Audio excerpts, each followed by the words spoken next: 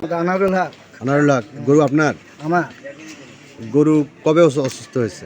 ওষুধ এনে ছাতুয়ে খায়া গরুটা গ্যাস হচ্ছিল। হুম। তারপর গরুটা ডাক্তার কাললাম, ওষুধপাতি দিই, সুস্থ। আপনি কোন চিকিৎসক নিয়ে আসছেন? পশু চিকিৎসক, ইউনিয়ন পশু চিকিৎসক? এটা তো এই যে পল্লী চিকিৎসক।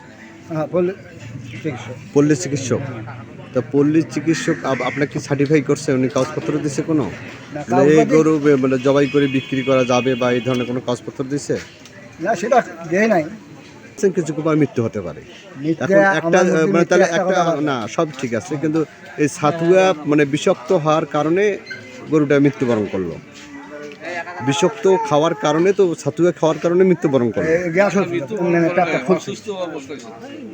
অসুস্থ সুস্থ হওয়ার অবস্থা। পর ডাক্তার ডাকে সুস্থ হচ্ছে। ও সুস্থ হওয়ার পর গরুটা যাও।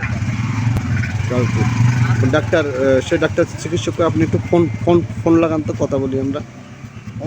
লাগালাম এই কিছুক্ষণ আগে। আপনি এখন এখানে ফোন লাগান, ওনার কথাটা আমরা নেব এখান থেকে। এভাবে তাই দৌড়ে চলে গেছে। তার তার নাই। তার নাম্বার আছে। কার সচেতন ব্যক্তি হিসাবে যে এই গরুটা উনি জবাই করছে, এই হিসাবে আপনার মন্তব্য কি? একে বলে যে অসুস্থ রোগী গরু জব করবে বা এখানে উঠাইবে এরকম মানব দেহে ক্ষতি তো হয় ক্ষতিকারক না, মানব দেহে ক্ষতিকারক কিনা এই মাংসটি, না, এই এই মাংস বিষয়ে মানব দেহে এই ক্ষতি বিষয়ে হওয়ার কি সম্ভাবনা ডাক্তার কোনো নাই। সার্টিফাই দিছে? না। গরু তো জাউরিবে, জাউরির দারুণটা আসে না, নইলে বন্ধ হয়ে যায়। এখন একজন মানে রেজিস্টার্ড প্রাপ্ত চিকিৎসক দিয়ে একটা সার্টিফাই কপি নেওয়া তাদের উচিত ছিল কিনা? উচিত ছিল, কিন্তু পলিথিন খাইলো গরু, এখানে জব হয় খাওয়া হয় নাই, আমি খাই নাই। আর একটা ওই যে ছাতুয়াই খাচ্ছিল, সেটাও অসুস্থ হয়ে পড়লো। সবাই মিলে জব করে এখানে ভাঙাভাঙি করে খাওয়া হলো।